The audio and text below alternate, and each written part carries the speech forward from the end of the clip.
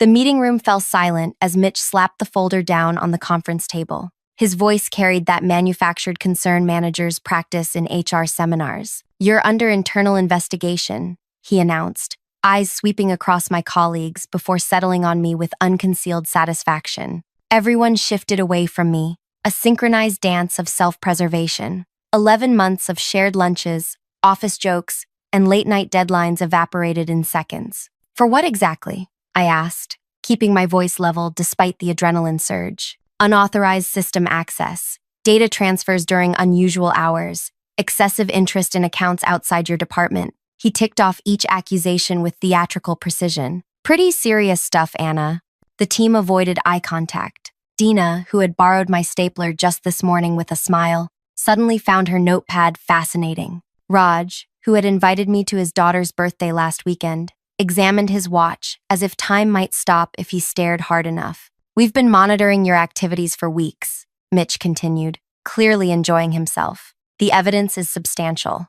My palms dampened, not from fear, from calculation. This was happening 3 weeks ahead of schedule. "I'd like to see this evidence," I said. "That's not how this works. Sign this." He slid a document across the table. "It's a simple admission of improper conduct. We'll make this discreet. You'll be escorted out today with 2 weeks severance." The alternative hung unspoken. Don't sign, and they'd make an example of me. And if I refuse? His smile tightened. Then things get less pleasant, much less. The team watched this exchange like spectators at a car crash, horrified but unable to look away. These people who'd praised my work yesterday now waited to see how thoroughly I'd be destroyed. I reached for my phone. "This isn't a negotiation," Mitch snapped. "You don't get to call anyone." I ignored him, dialing with deliberate calm. "Hello? Is this the FBI?" I maintained unwavering eye contact with Mitch. "Yes, this is Agent Hayes. The bridge is compromised." I repeat, "The bridge is compromised." Mitch lunged across the table, reaching for my phone. "What the hell do you think?" "Code yellow at location Sunflower," I continued, dodging his grasp. "Request immediate backup." Chaos erupted. My supervisor knocked over his chair, scrambling to reach me. 2 senior managers bolted toward the door. The remaining team members froze, confusion replacing their judgment. "She's bluffing," Mitch shouted, his face reddening. "Security!" I stood my ground. "Am I?" The security guard appeared at the doorway, looking uncertain. For one heart-stopping moment, he moved toward me instead of Mitch. Had my message failed? Was my team not in position? Then came the thunder of footsteps in the hallway. "Federal agents, everyone stay where you are." Mitch's face transformed from rage to disbelief as a dozen agents flooded the room. My actual colleagues, not the strangers I'd pretended to work alongside for nearly a year.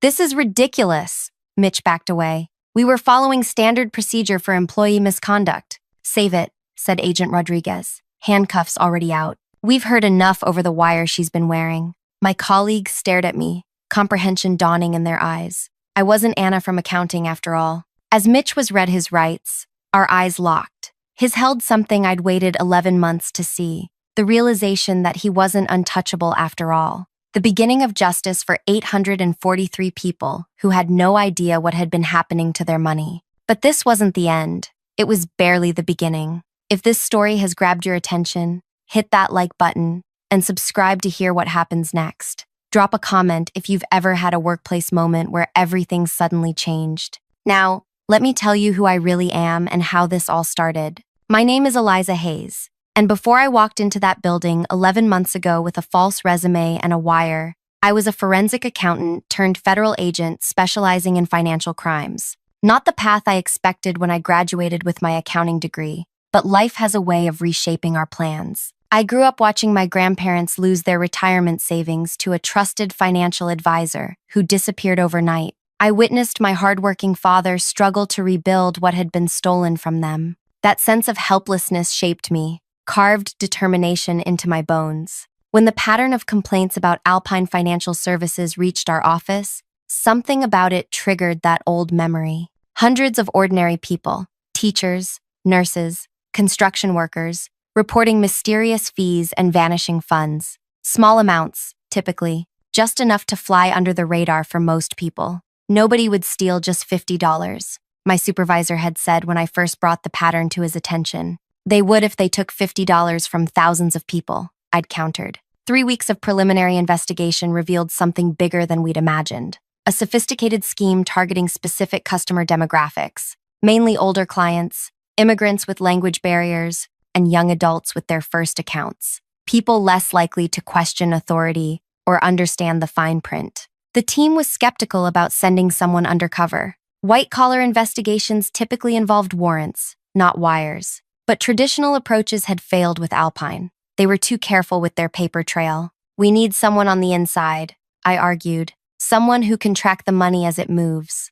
That someone became me, Anna Wilson, recent transplant with decent credentials and an unassuming manner. Perfect for a mid-level accounting position at Alpine Financial's main branch. Getting hired was the easy part. What followed was months of methodical work, building trust while hunting for evidence. I'd arrive early, make coffee for the team, volunteer for extra assignments. I learned about Dina's struggles with fertility treatments and Raj's pride in his daughter's science fair projects. I became the office friend, too, reliable, sympathetic, unremarkable, all while secretly documenting the elaborate system Mitch had designed. It was brilliant in its simplicity. Small fees automatically generated on certain types of accounts. Administrative charges applied and then reversed, leaving a tiny percentage behind, too small for most customers to notice on monthly statements. Systematic rounding in the bank's favor. Each method yielding modest sums that, when multiplied across thousands of accounts, produced millions. The money flowed through a labyrinth of internal transfers before disappearing into investment accounts registered to shell companies. The average customer losing funds would never connect these tiny deductions to the luxury cars in the executive parking lot or the performance bonuses awarded quarterly. By month 3, I had confirmed the scheme existed. By month 6, I had identified the key players. By month 9, I had mapped the money trail. The operation was scheduled to conclude next month with enough evidence to ensure convictions. Until Mitch moved up the timeline by announcing my investigation. What I didn't know until later was that a routine security scan had flagged my after-hours access. Nothing conclusive, just enough to raise questions. Mitch, always protective of his system, decided to eliminate the risk by making an example of me. He'd done it before. 3 employees in the past 5 years had been publicly accused of misconduct, forced to sign away their right to challenge their termination, and escorted out. The perfect way to remove threats while sending a message to everyone else. Don't ask questions. Except this time, he targeted the wrong person. After the arrests, I sat in a debriefing room surrounded by my actual teammates. The adrenaline crash left me exhausted. "You did good work, Hayes," Agent Rodriguez said, sliding a coffee across the table. 8 months of evidence gathered, 17 individuals identified in the scheme, approximately $12 million siphoned from customer accounts. The customers, I said. When do they get their money back? Asset recovery is already working on it. The tricky part will be identifying all the victims. Some probably never noticed. Like Mrs. Loretta Chen, who came in monthly to question her statement, only to be patronizingly told she must be misremembering her balance. Or Daniel Ortiz, who was made to feel financially illiterate when he questioned a series of unusual charges. The elderly couple who couldn't afford medication because their account was mysteriously short every month. The system counted on shame and self-doubt to keep victims quiet. "We'll need your testimony," Rodriguez continued. "This won't be quick or easy. Financial crimes rarely are." I nodded, already preparing for the long road ahead. The arrests were just the beginning of a case that would take months, possibly years, to fully prosecute. What I didn't anticipate was how empty I would feel walking out of Alpine Financial for the last time. For all the wrongs committed there, I had built relationships, artificial ones based on a false identity,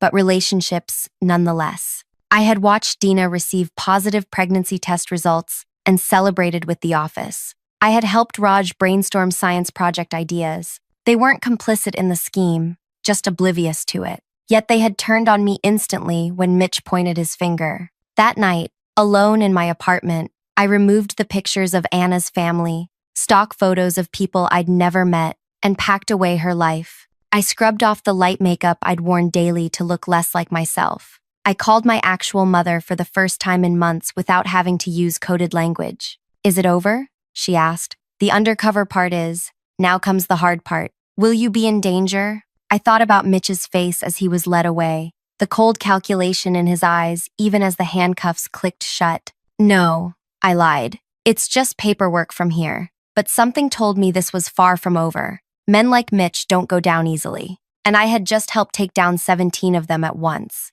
The trial preparations consumed the next 3 months of my life. Endless meetings with prosecutors, reviewing evidence, preparing testimony. The case had expanded beyond Alpine Financial to include 2 partner institutions implicated in the money trail. 23 defendants now, not 17. I was back to being Eliza Hayes, federal agent, but I couldn't shake the ghost of Anna Wilson. Sometimes I'd catch myself responding to that name, or unconsciously applying the subtle makeup techniques I'd used to alter my appearance. Identity is more fragile than most people realize. 6 weeks after the arrests, I was reviewing transcripts when Rodriguez knocked on my office door. Heads up, Mitch hired Griffin Perry. My stomach tightened. Perry was a defense attorney known for 2 things: exorbitant fees and ruthlessly discrediting witnesses.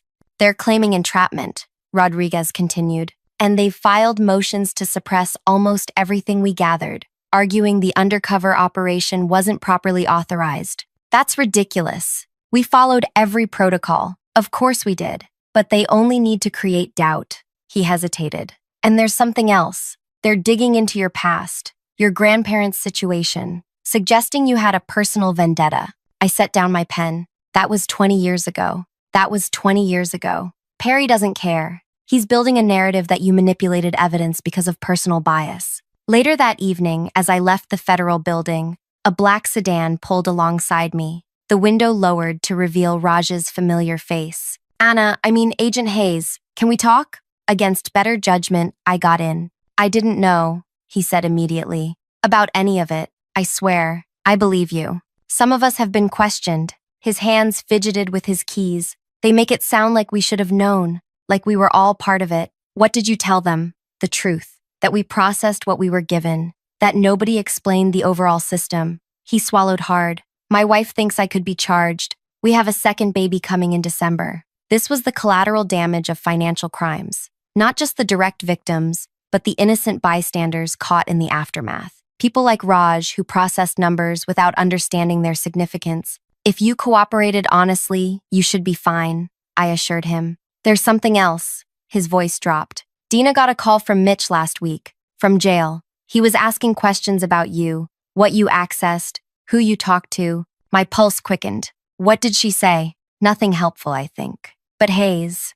he's not the only one making calls. The week before the arrests, there were these executives visiting from the partner bank. They spent hours in closed meetings with Mitch. One of them, he keeps calling the office, asking about server backups and archive access. I thanked Raj for the information and recommended he speak directly to the prosecution team. As he drove away, I called Rodriguez. We need to check on Alpine's external partners. They're getting nervous. 2 days later, a key witness, Alpine's former IT director, who had agreed to testify about how the fee system was programmed, was found unconscious in his home.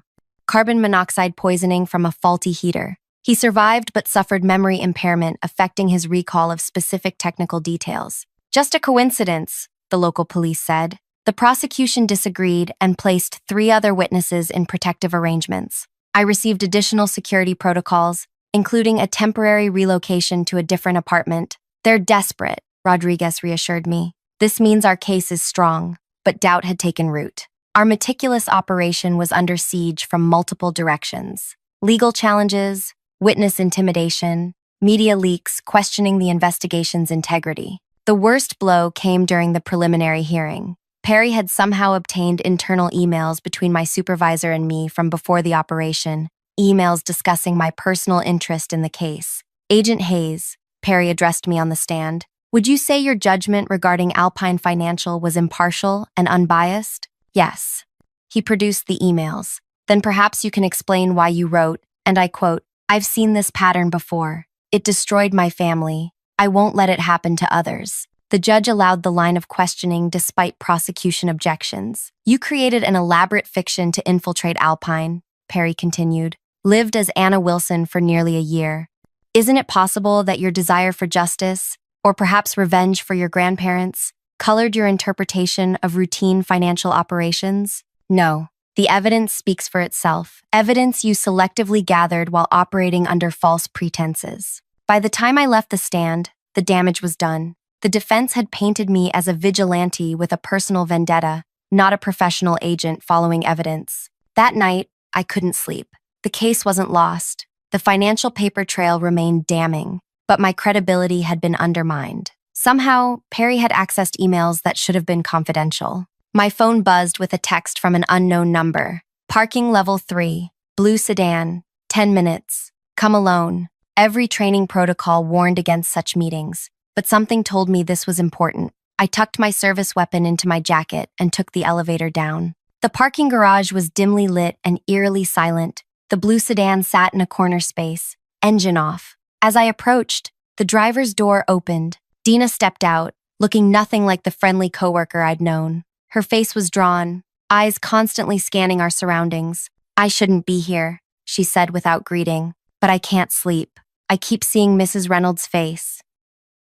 Who? The old woman who came in crying last year because her account was short for the third time. Mitch had me tell her she must be confused. I believed him then. Her voice cracked. She died 2 months later. Her son came in to close her account and mentioned she'd been skipping heart medication because she thought she couldn't afford it. And I remained silent, letting her continue. "After you were arrested, after they tried to fire you, I started looking more closely at the accounts I handled. The patterns you must have seen." She handed me a USB drive. "This was supposed to be destroyed during the system upgrade last week. It's the original programming directive for the fee structure, with Mitch's annotations.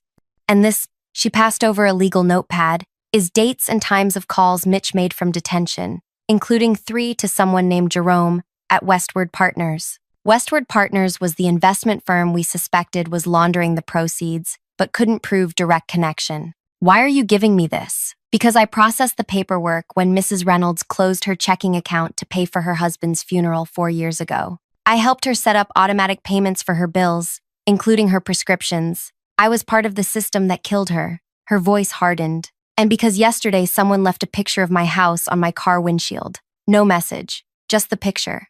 After Dina left, I immediately took the materials to Rodriguez. The USB drive contained exactly what we needed: direct evidence linking Mitch to the deliberate creation of the fraudulent fee system, with notes calculating expected revenue. "This changes everything," Rodriguez said, "and we need to get Dana protection immediately." But when we sent agents to her home, she was gone. Packed bag, cell phone left behind. Her husband said she'd received a phone call and left immediately, telling him to take their daughter to his mother's house upstate. The next morning, Perry withdrew several key motions in the case. By afternoon, 3 defendants had approached the prosecution about potential cooperation deals. "They're turning on each other," Rodriguez said. "Classic response when the evidence becomes overwhelming. We've got them." For the first time in weeks, I felt the case solidifying again. The prosecution's confidence grew with each new cooperation agreement. Even the judge seemed increasingly skeptical of the defense's arguments.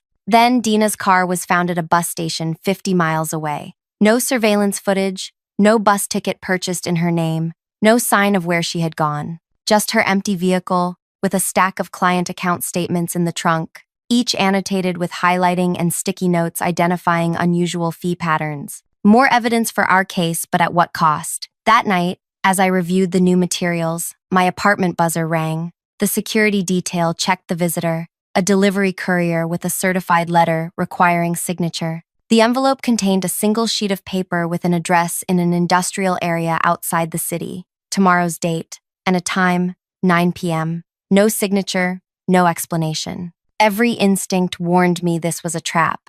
I called Rodriguez. "Absolutely not," he said after I explained. "We'll send a surveillance team, but you're not going anywhere near that address." I agreed, but something about the precision of the note bothered me. The handwriting was familiar. At 8:30 the next evening, Rodriguez called. "Surveillance reports an abandoned warehouse. No activity, no signs of recent entry." At 8:45, I received a text from an unknown number. "Time running out. Jerome knows about Hayes, not just Anna." My real name hadn't been made public. The connection between Eliza Hayes and Anna Wilson was known only to the investigation team and the defendants, and apparently to whoever sent this message. At 8:55, against direct orders and my better judgment, I left my apartment through the service entrance, avoiding my security detail. I took a taxi to within 3 blocks of the address, then approached on foot, service weapon drawn. The warehouse appeared exactly as described,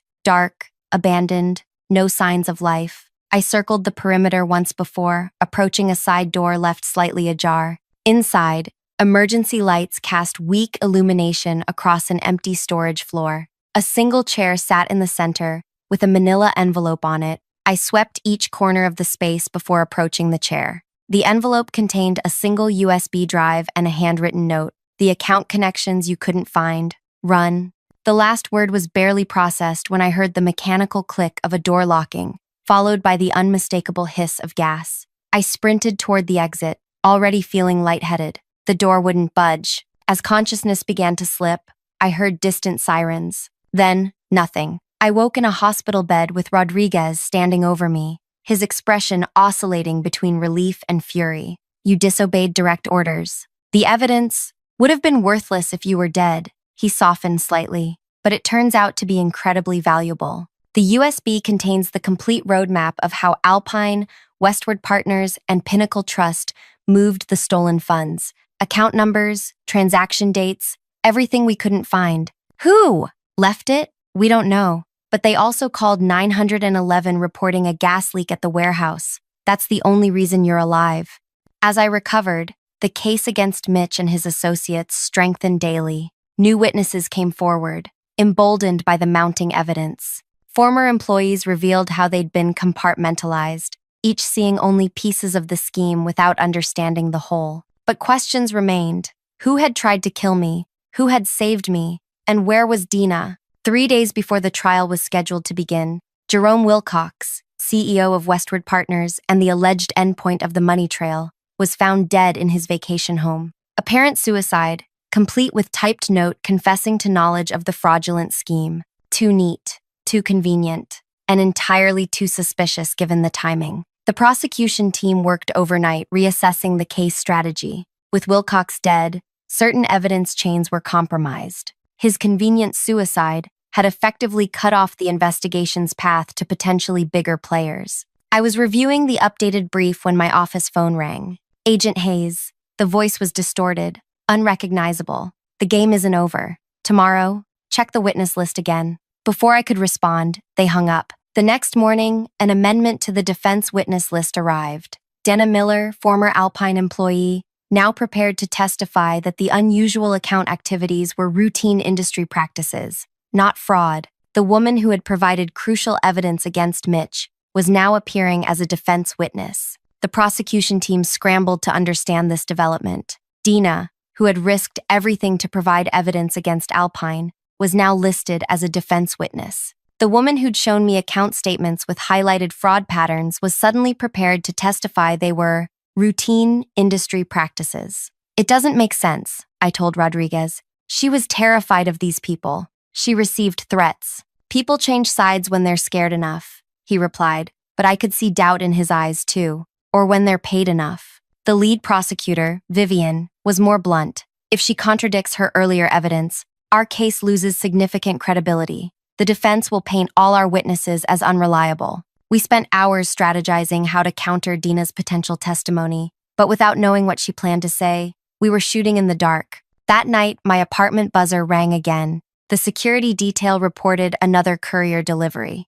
This one contained a hotel keycard with a room number written on the sleeve, 714. I recognized the logo, a mid-range hotel about 15 minutes from my apartment. Against all protocol, but with a heads up to Rodriguez this time, I went. Room 714 was empty when I entered, weapon drawn. The television was on, playing local news coverage of the upcoming trial. On the bed lay a burner phone that began ringing the moment I stepped inside. You came alone? A voice I recognized immediately, despite electronic distortion. Yes. Where are you, Dina? Not important. Listen carefully. I don't have much time. Tomorrow in court, I need you to ask me about Account Review Protocol 16. What's that? Something that doesn't exist. When I hesitate, press me on it. Ask if it was part of the quarterly compliance check. Dina, what's happening? Are you safe? No, none of us are. They have my daughter Eliza. Her voice cracked. The first time I'd heard her use my real name.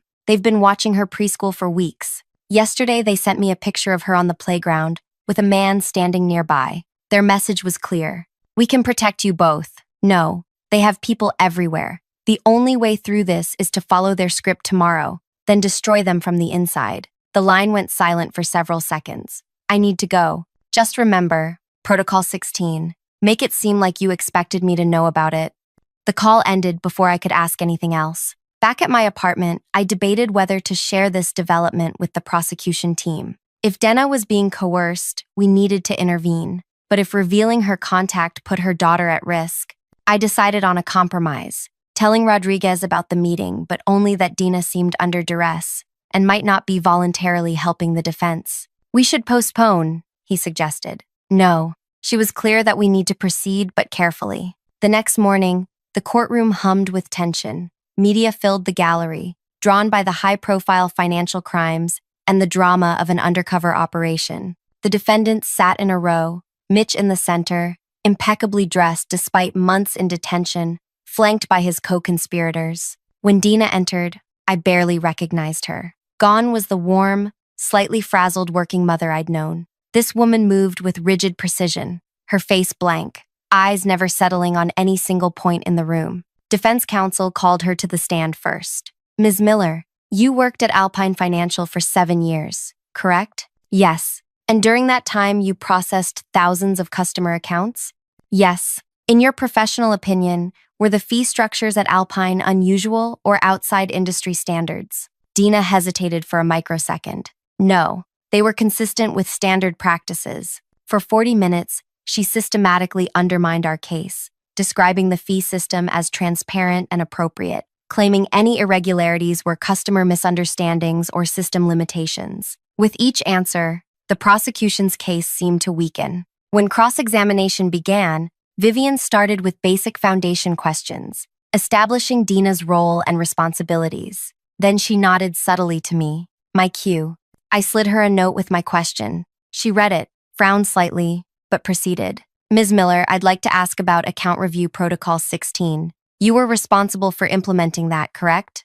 Dena's composure cracked. Just as she'd predicted, she hesitated. I'm not familiar with that protocol. Really? It was part of the quarterly compliance check you oversaw. No, She glanced toward the defense table, where Mitch was watching intently. There was no such protocol. Are you certain? Because we have documentation suggesting otherwise. Dina's eyes darted toward the gallery, then back to Vivian. May I see this documentation? As Vivian approached with a manila folder containing blank papers, a bluff, Dana's hand trembled slightly as she reached for it. For the record, Vivian said, this document describes a systematic review process for accounts flagged for unusual fee applications, a process you personally managed.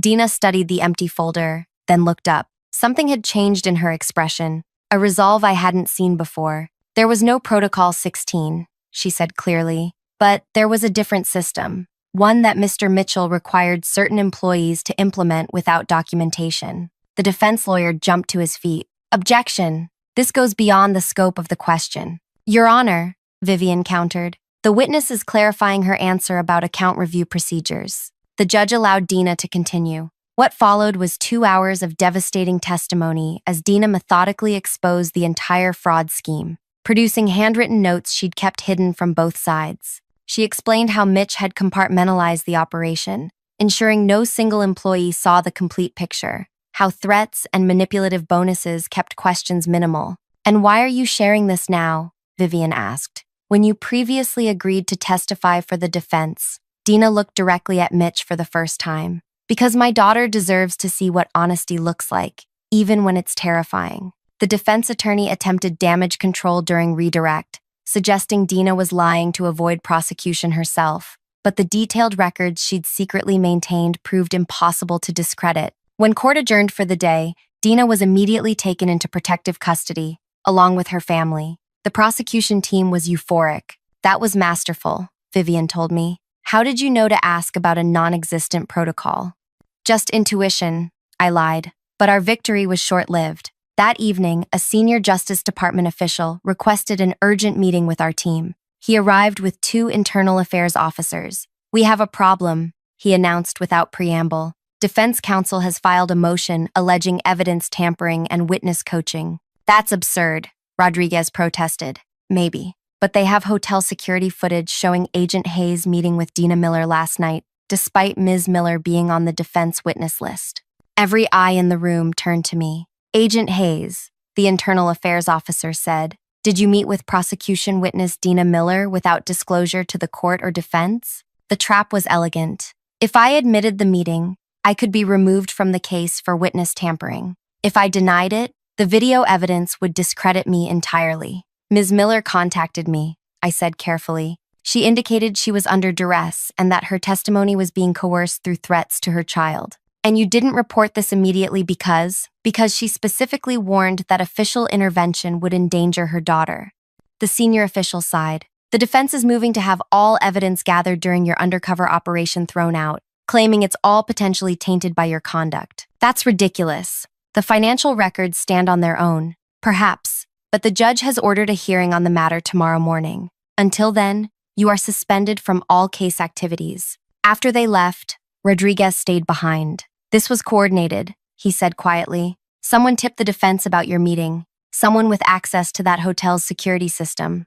The same someone who left the keycard for me," I realized. This whole thing was a setup. That night, I couldn't sleep. Our seemingly solid case was unraveling. Someone had orchestrated an elaborate trap, using Dena's genuine concern for her daughter to manipulate both of us into a compromising meeting, then using that meeting to challenge the entire investigation.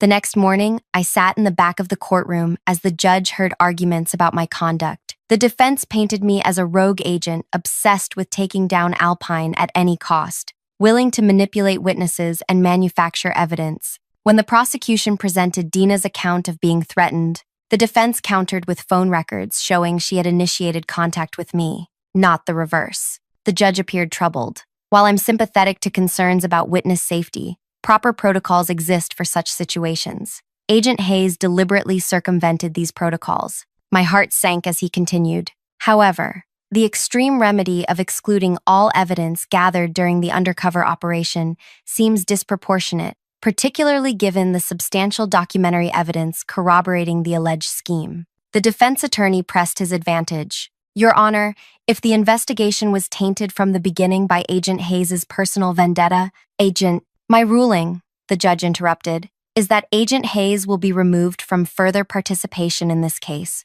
and the jury will be instructed to consider her testimony with appropriate caution. However, the financial records and other documentary evidence remain admissible, as do the testimonies of other witnesses. A compromise that damaged my professional reputation but preserved the core of our case." As the hearing concluded, I noticed Mitch watching me with the faintest smile. Not triumph, something more calculating. Outside the courthouse, Rodriguez caught up with me. "It's not ideal, but we still have a strong case. Dina's testimony yesterday was compelling, and the financial records speak for themselves. Something's not right," I told him. "This feels like misdirection. They sacrificed a legal maneuver that was unlikely to succeed anyway, just to get me off the case. Maybe they think without you, we'll miss something. Or maybe they want me isolated from the team." Rodriguez's phone buzzed with a message. He checked it, his expression darkening. "We just got word. The secure facility where we're keeping the evidence servers was breached last night. Nothing appears missing, but the system was offline for 20 minutes. Long enough to plant something or alter records," I said. "That's what this is about. They needed me discredited before whatever they planted is discovered." For the next week, I was sidelined, officially suspended pending review, forbidden from accessing case materials or contacting the prosecution team. I watched news coverage of the trial from my apartment, frustrated by my inability to help. The case proceeded without me, but something felt off in the reports. The prosecution seemed to be struggling with technical evidence that had previously been solid. Witnesses appeared confused by questions about specific transactions that had been clearly documented. On the 8th day of trial, Rodriguez defied orders and came to my apartment. "They altered the server data," he confirmed. "Subtle changes to dates and amounts, just enough to create inconsistencies with witness testimony and make our evidence look unreliable. Can't we prove the tampering? We're trying, but they were clever. The changes match the server backup we kept in a separate facility. Both sets of evidence have been compromised. We were so focused on our conversation that we missed the first subtle signs, the faint odor, the slight pressure change as the ventilation system activated. By the time Rodriguez noticed his breathing becoming labored, the room was already filling with colorless gas. "Out!" he gasped, staggering toward the door. We barely made it to the hallway before collapsing. My last conscious thought was the realization that I'd been right. They had wanted me isolated, not to remove me from the case, but to eliminate me entirely. I jolted back to consciousness with the burn of oxygen flooding my lungs and the wail of emergency sirens in my ears. Paramedics hovered over me, their voices echoing as if from the bottom of a well. Rodriguez lay on a stretcher beside me, an oxygen mask obscuring most of his face. "Agent down! We need immediate transport!" someone shouted. My vision swam as they loaded us into separate ambulances. The last thing I remembered was a paramedic saying, "Stay with us, Agent. You're going to be okay." I woke again in a hospital room with armed guards outside my door. Rodriguez sat in a chair by the window, his face ashen but alert. "How long?" I croaked. 18 hours. The building security guard found us in the hallway. Another few minutes and he didn't finish the sentence. "What was it?" "Hydrogen cyanide, professional grade, released through your ventilation system." He leaned forward. "Hayes, this goes higher than Mitch. Way higher." A doctor interrupted us, checking my vitals and explaining we'd both been incredibly lucky. The gas concentration had been slightly miscalculated, and our quick exit to the hallway had saved our lives. When she left, Rodriguez continued in a low voice. "The attempt on your life triggered protocols even I can't override. You're being moved to a secure location this afternoon. New identity, complete isolation until the trial concludes." "They're winning," I whispered. "First they discredit me, then they corrupt the evidence. Now they'll make me disappear while the case falls apart. Not if we change the game." Rodriguez handed me his personal phone. "You have 15 minutes before the protective detail arrives to transfer you. Make them count." I called the one person who might still help, Vivian, the lead prosecutor. "I can't be talking to you," she answered. "Your involvement compromises the case. Listen first, then decide," I said, explaining what had happened and our suspicions about higher-level involvement. "Even if you're right," she replied, "the evidence has been corrupted. The defense is systematically dismantling our timeline of transactions. What if there's another source of records? One they couldn't access? Like what? They breached both our secure facilities, like the regulatory backups. During my undercover work, I'd discovered that Alpine's system automatically transmitted daily transaction data to the Federal Reserve for routine regulatory compliance. These backups weren't part of our case because they contained only summaries, not the detailed records needed to prove fraud. But they might show inconsistencies with the altered evidence. Those records are administratively sealed, Vivian pointed out. We'd need special authorization from the Federal Reserve Board, which would take weeks we don't have, I acknowledged. But there's someone who might help us circumvent that, Jerome's assistant. Jerome Wilcox? He's dead,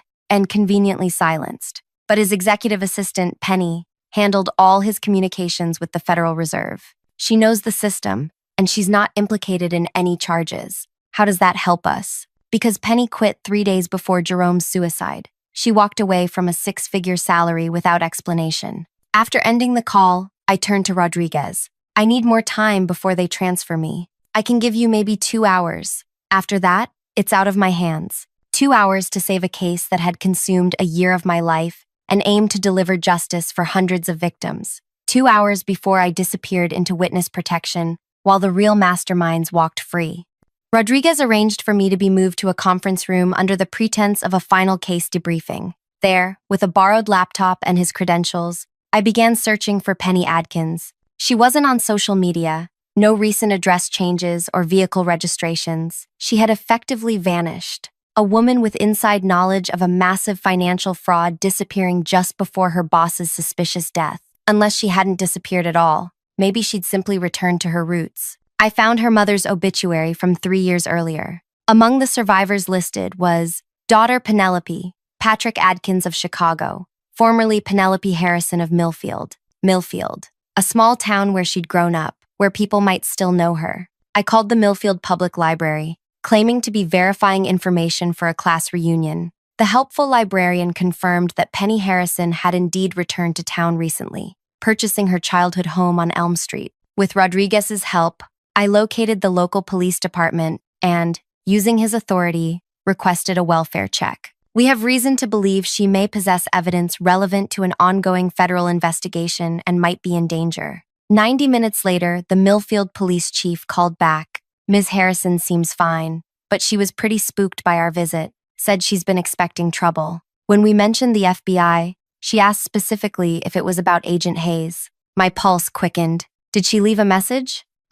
Just this. He read off a string of numbers that made no sense to me. I thanked him and hung up, staring at the numbers I jotted down. Not a phone number, not coordinates, nothing that— Wait. I rearranged them into a date format, followed by what could be a time. September 17th, 2014, 15:42 and 7 seconds. September 17th, 2014, I murmured. Why would she send a specific date and time from 8 years ago?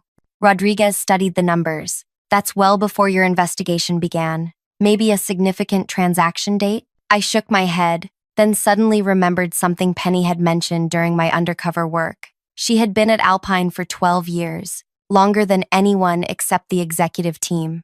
She had once complained about the system migration they had done back in 2014 that had required manually re-entering thousands of accounts. It's not a transaction date, I realized. It's a system timestamp. She's telling us when to look in the regulatory backups. Rodriguez made a call to a colleague at the Financial Crimes Division who owed him a favor. 20 minutes later, we had the regulatory backup files from that specific date, showing the complete state of Alpine's accounts before and after the system migration. The timestamp Penny provided marked the exact moment when a new administrative adjustment protocol had been activated in the system, the foundation of the entire fraud scheme. The protocol that would eventually steal from hundreds of innocent people. And there, in the authorization log, was a name I didn't recognize. Lawrence Keller, identified as board chairman. Keller's not on our indictment list, I told Rodriguez. He's not even mentioned in our case files.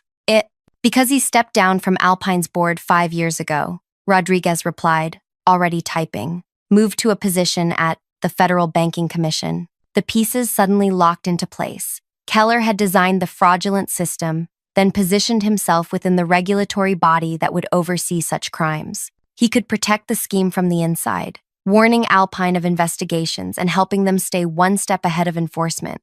That explained how the defense knew about my meeting with Dina, how they accessed our secure evidence servers, even how they knew where I lived. Keller had inside access to everything: investigation details, witness security arrangements, evidence storage. This goes beyond Alpine, Rodriguez said grimly. If Keller's involved, this could implicate half the banking commission. The protective detail arrived to transfer me, ending our investigation. As they escorted me out, Rodriguez promised, I'll take this to people we can trust. We're not finished. For the next 2 weeks, I lived in a safe house under a new identity, with no access to news or case updates. My handlers refused to discuss the trial or Rodriguez's whereabouts. I existed in an information vacuum, imagining the worst, our case collapsing, Mitch and his associates walking free, Keller continuing his operations from within the commission. Then one morning, my primary handler entered with a burner phone. 5 minutes,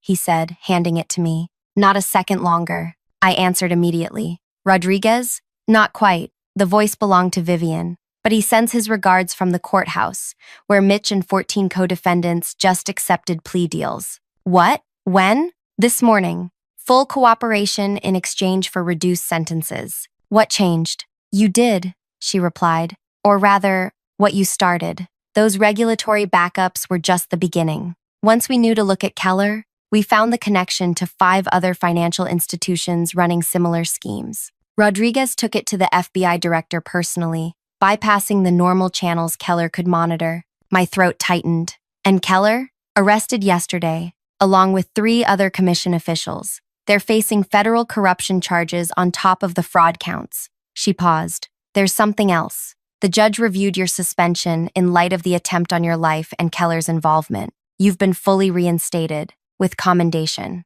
After ending the call, I sat motionless, processing the news. Justice was being served, but not through my direct action. I'd been sidelined for the critical final act, or so I thought. 3 days later, I was finally brought back to the Justice Department. Rodriguez met me in the conference room, sliding a thick folder across the table. Thought you might want to see this before the press conference. Inside was the complete case summary, all the plea agreements, cooperation statements, asset seizure reports, and victim restitution plans. But something was missing. Where's the evidence about Keller? The regulatory backups? Rodriguez smiled. That's the best part. We never had to use them. What? Then how did you get the pleas? With this. He handed me a flash drive. The day after you were evacuated to the safe house, every board member, senior executive, and major investor at Alpine Financial received this video file. He connected the drive to a laptop and pressed play. On screen appeared Penny Adkins,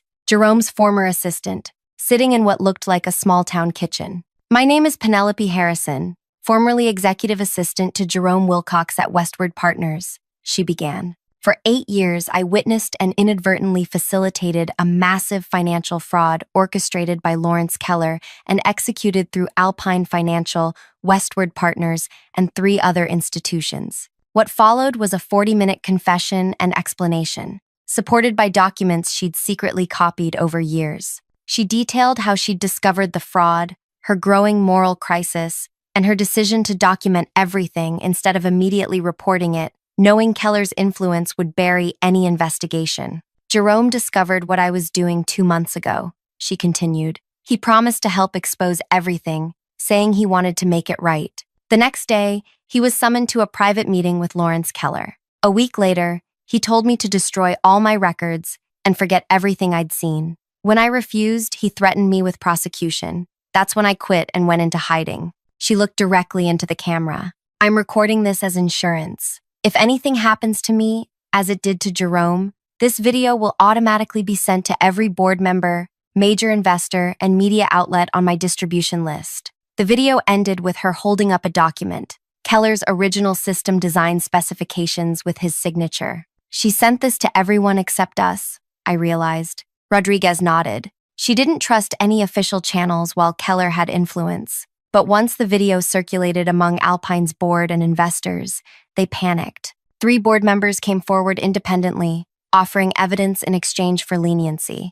Mitch and his team, realizing they were being sacrificed to protect Keller, quickly followed suit. And Keller tried to flee the country but was arrested at a private airfield. When confronted with the evidence from multiple cooperating witnesses, he broke. Started naming other officials involved in exchange for consideration. The system Keller had built to protect himself had become his undoing. Once the first domino fell, everyone rushed to save themselves, creating a cascade of cooperation that exposed the entire network. 2 months later, I stood in the back of a crowded courtroom as Lawrence Keller received a 20-year sentence for fraud, corruption, and obstruction of justice. Mitch and his associates had already been sentenced to terms ranging from 5 to 15 years. But the true victory came after the sentencing, when the judge announced the creation of a restitution fund for all victims, more than 1,200 people who would finally recover what had been stolen from them. As the courtroom emptied, I approached the prosecution table where Vivian was packing her files. There's still one thing I don't understand, I said. How did Penny know to send me that timestamp? We never communicated during my undercover work. Vivian smiled. She didn't send it to Agent Hayes. She sent it to Anna Wilson, the quiet accountant who once helped her troubleshoot a system discrepancy involving that exact timestamp. The accountant who casually mentioned her grandparents losing everything to financial fraud. Penny made the connection after your identity was revealed in the news. Sometimes justice comes from unexpected allies, people who carry their own quiet burdens of complicity until they find the courage to act. Outside the courthouse, I called my father. It's done, I told him. All of it. Your grandparents would be proud, he said, his voice thick with emotion, not just of the result, but of how you achieved it, by being exactly who they raised you to be. The system Keller had created wasn't just dismantled, it was exposed to its foundations, preventing similar schemes from taking root elsewhere. The Regulatory Commission underwent a complete restructuring with new oversight protocols. Alpine Financial was dissolved, its legitimate assets transferred to institutions with verified ethical practices. My revenge wasn't the destruction of individuals, but the transformation of a system that had enabled predators for decades. The greatest satisfaction came months later, when I personally delivered restitution checks to elderly victims like Mrs. Chen, watching their disbelief turn to tears of relief. Mitch, Keller, and their associates lost everything: their wealth, freedom, and reputations. But more importantly, they lost their power to harm others. They would spend years in prison cells, contemplating how thoroughly they'd been undone, not by dramatic confrontation, but by quiet, meticulous justice, the kind that would have made my grandparents proud. If this story resonated with you, please hit that subscribe button and share with others who appreciate stories of justice prevailing against powerful opponents. Drop a comment about your thoughts on corporate accountability. I read every single one. And stay tuned for more stories that explore the complex dance between justice, revenge, and redemption.